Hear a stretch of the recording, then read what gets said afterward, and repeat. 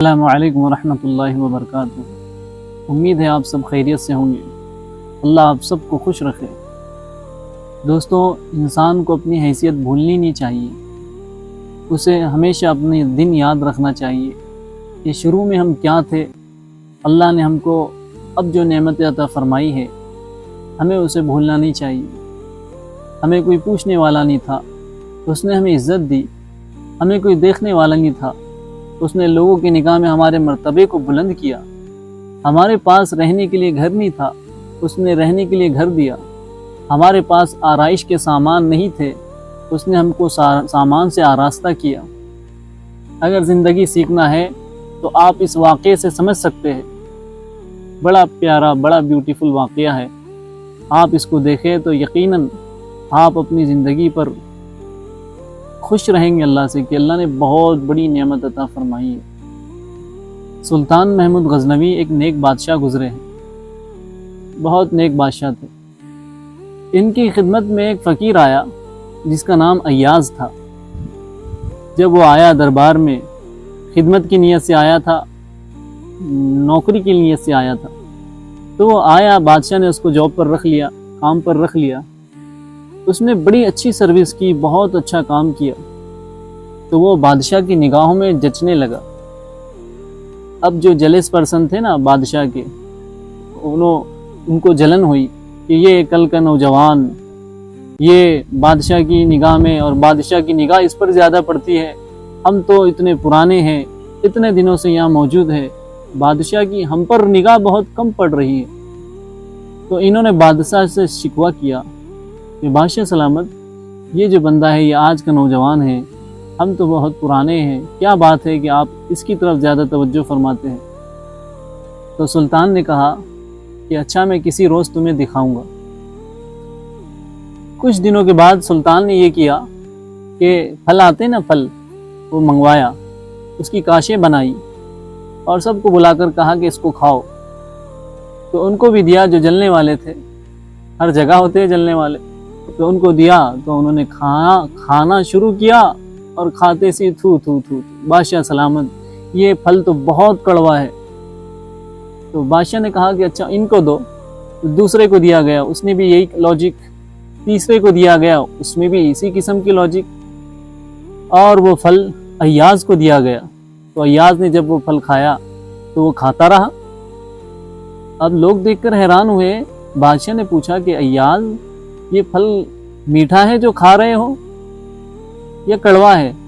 تو ایاز نے کہا بادشاہ سلامت، یہ پھل ہے تو کڑوا، تو پھر کھا کیوں رہے ہو؟ بادشاہ سلامت، اس لیے کھا رہا ہوں کہ جس بادشاہ کے ہاتھوں سے میں ہمیشہ میٹھی چیزیں لے کر کھاتا رہا، ہمیشہ ان کی نعمتیں کھاتا رہا، کبھی اس نے کڑوی بھی کھلا دی تو میں شکوہ کیوں کروں؟ ٹھیک یہی حال بندوں کا ہے کہ اللہ کی نعمتوں سے زندگی بھر انجوائے کرتے رہتے ہیں، کبھی وہ حالات بھیج دے تو ہم شکوہ کیوں کرتے؟ پھر بادشاہ میں دوسرا واقعہ یہ پیش آیا کہ بادشاہ نے ہیرا منگوایا اور ایک ہتھوڑا بھی ساتھ میں لیا، اور جو جلنے والے تھے جلیس پرسن، ان کے پاس دیا اور کہا کہ اس کو توڑو۔ تو انہوں نے ہیرا ہاتھ میں نہیں لیا اور کہا کہ بادشاہ سلامت، یہ تو اتنا مہنگا ہے، اتنی کیرٹ کا ہے، اور اس کی فلاں قیمت ہے، یہ بہت کاسٹلی ہے۔ تو بادشاہ نے کہا اچھا ان کو دیجئے۔ تو دوسرے کو دیا گیا، اس نے بھی انکار کر دیا۔ جب بادشاہ نے وہ ہیرا ایاز کو تھمایا تو ایاز نے کہا میرے پاس دیجئے۔ اس نے ہیرا لیا اور زمین پہ رکھا اور دے کے مارا اس کو، ہیرے کے ٹکڑے ٹکڑے ہو گئے۔ تو بادشاہ نے پوچھا، اور جو جلنے والے تھے وہ کہنے لگے اب کھلے گا اس کا گوار پن، اب سمجھ میں آئے گا کہ بادشاہ نے اس کی حیثیت کیا ہے۔ تو بادشاہ نے پوچھا کہ ایاز تم نے ہیرا توڑ دیا؟ تو ایاز نے کہا ہاں میں نے ہیرا توڑ دیا۔ مجھے خیال یہ آیا کہ ایک طرف تو ہیرا تھا جو بہت قیمتی ہے، دوسری طرف آپ کا حکم تھا، اور میری نگاہ میں آپ کے حکم کی رسپیکٹ زیادہ ہے ایسے ہیروں کے مقابلوں میں، تو میں نے ان ہیرے کو کم قیمت کے جان کر آپ کے حکم کو بڑا سمجھا، آپ کا حکم نہیں توڑا، میں نے ہیرا توڑ دیا۔ اب بادشاہ کے دل میں اس کی اور محبت بڑھ گئی۔ تو ٹھیک حال یہی ہے ہمارے دوستوں بندوں کا کہ ہم اپنی تمناؤں کو توڑ دیں۔ ہم سب توڑے لیکن اللہ کا حکم کبھی نہ توڑے، اللہ کی نافرمانی کبھی نہ کرے۔ یہی حال ہمارا ہے۔ تیسرا واقعہ یہ ہوا کہ جو جلیس پرسن تھے انہوں نے بادشاہ سے شکایت کی کہ بادشاہ سلامت، یہ جو ایاز ہے نا آپ کا چہیتا، ہمیں لگتا ہے کہ یہ خزانے سے پیسے چراتا ہے۔ اب اگر کسی کو کسی پہ الزام ڈالنا ہو، کچھ بھی بہانہ بنا کر لوگ الزام ڈال دیتے ہیں۔ اسی طرح انہوں نے ایاز پر الزام لگایا کہ یہ پیسے چراتا ہے تجوری سے، اور صبح و شام اس کو کھول کر دیکھتا ہے۔ تو بادشاہ سلامت نے ایاز کو بلوایا اور کہا کہ ایاز، تمہارے پاس کوئی چابی ہے؟ تو کہا جی ہے۔ کوئی الماری ہے؟ کہا جی ہے۔ تم اسے صبح بھی دیکھتے ہو شام بھی دیکھتے ہو؟ تو کہا ہاں، یہ میرے لیے امپورٹنٹ ہے، اس لیے میں اسے صبح بھی دیکھتا ہوں شام میں بھی دیکھتا ہوں۔ تو بادشاہ نے کہا کہ وہ چابی ادھر دیجئے، اور ایک خادم سے کہا کہ جاؤ تجوری میں جو کچھ ہے وہ لے کے آؤ۔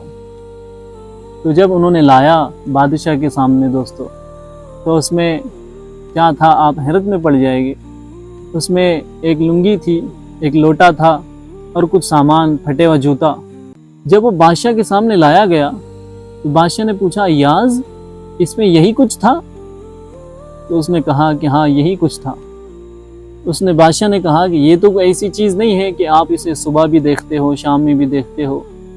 تو اس نے کہا کہ ہاں بادشاہ سلامت، یہ میرے لیے بہت اہم ہے، بہت امپورٹنٹ ہے۔ یہ کیوں آپ کے لیے امپورٹنٹ ہے؟ تو ایاز نے کہا بادشاہ سلامت، جب میں پہلی مرتبہ آپ کے دربار میں آیا تھا تو یہ تہبند باندھ رکھی تھی، یہ پھٹے ہوا جوتا تھا، یہ پھٹا ہوا کپڑا تھا، میں اس حال میں آپ کے دربار میں آیا تھا۔